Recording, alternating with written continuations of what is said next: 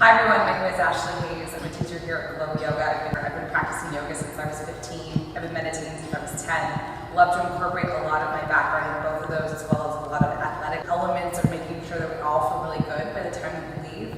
You can expect a really good hard workout. It's an hour long. It's a really good time for everyone to take some time away from work, sit down with us, move, sweat, feel good, and by the end we feel like a whole new person. And a piece of advice that I would offer for any practitioners, whether you are new or you've been on the mat many times, is to always remember it's a practice, right? It's not always going to feel the same every day. Our body changes, shifts every single day based on how we slept, how we eat, how we move. So be gentle with yourself. If there's a time when you come to the mat and it doesn't feel right, you feel sticky, you feel clunky, you don't feel right, it's okay. Breathe through it and try to have that concept of non-attachment to it.